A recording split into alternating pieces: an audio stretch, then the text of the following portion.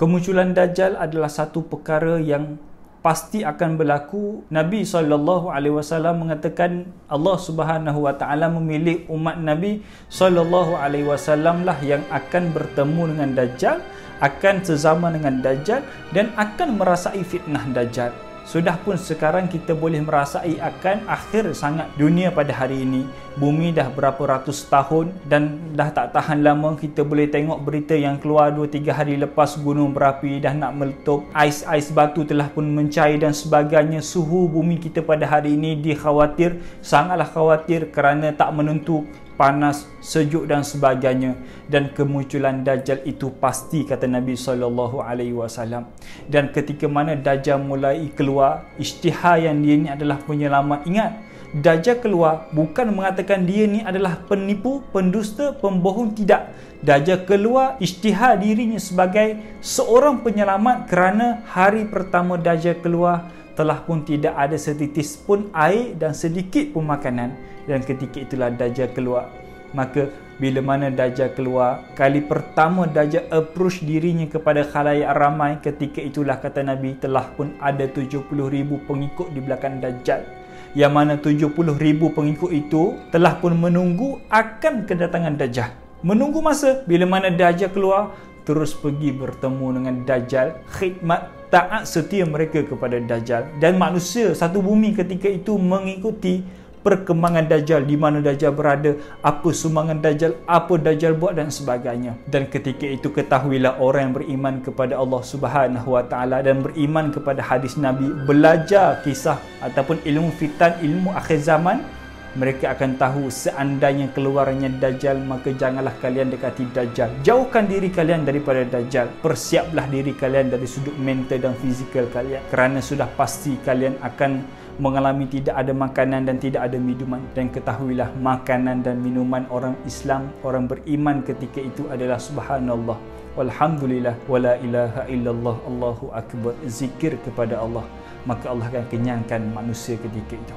Dan ketahuilah dalam banyak-banyak siri Dajjal ni, saya ringkaskan akan ada 3 strategi Dajjal. Cuba kita bayangkan, kali pertama Dajjal buka akaun IG dia, telah pun ada 70,000 pengikut. Kita buka akaun IG, Instagram kita, hanya ada 1 follower. Itu pun kita minta adik kita follow back, minta ibu kita follow back. Tapi Dajjal ketahuilah, kali pertama dia approach, dia tunjukkan diri dia dalam khalayak ramai, khalayak manusia, telah pun ada 70,000 pengikut di belakang Dajjal. Maka ada 3 strategi Dajjal. Kita boleh kaji macam mana strategi Dajjal. Cuma ada 3 strategi yang telah dilakukan oleh Dajjal untuk approach, untuk percayakan manusia yang dia ni adalah penyelamat. Nombor 1, strategi yang dibuat oleh Dajjal adalah memperkenalkan dirinya sebagai seorang penyelamat kepada manusia.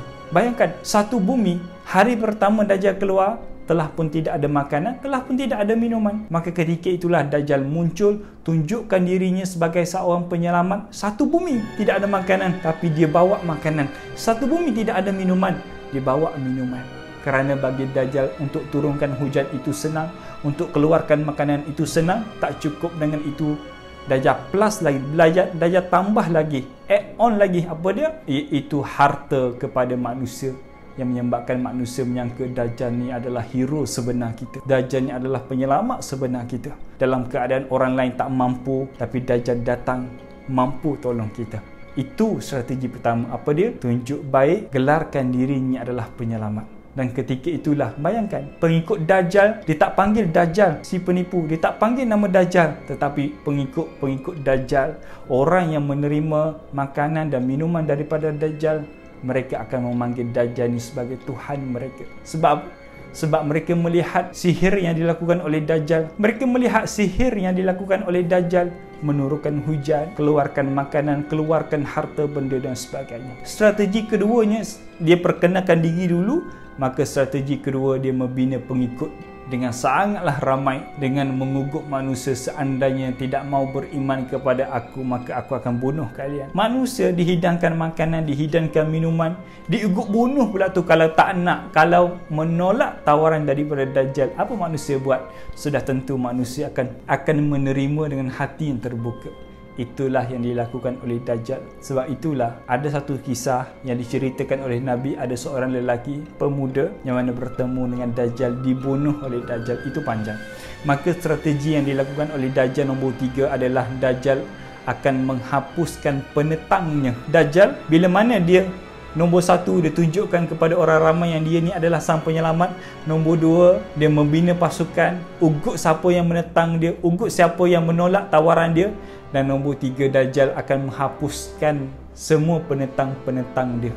Sebab itulah kita boleh tengok Dajjal mengumpulkan satu bala tentera melebihi 2, melebihi 3, 4 buah negara. Ramainya pengikut Dajjal ketika itu. Sebab itulah Dajjal mampu melawan pasukan Imam Mahdi ketika itu. Sebab itulah Imam Mahdi dan pasukan dia takkan mampu untuk menandingi Dajjal bersama tentera-tentera dia. Sebab itulah Dajjal, strategi yang dilakukan nombor 3 adalah menghapus penentang dia. Sebab apa? Dia nak jadi yang terulung. Dia nak jadi yang nombor 1. Itulah matlamat Dajjal. Tak lain tak bukan dia nak jadi Tuhan kepada manusia. Sehingga kan kita boleh tengok apa yang berlaku kepada pengikut Imam Mahdi, orang Islam ketika itu. Sudah tentu orang Islam dalam keadaan ketakutan. Lagi orang Islam takut, lagi suka Dajjal. Lagi Islam ketakutan, itulah yang Dajjal akan cari.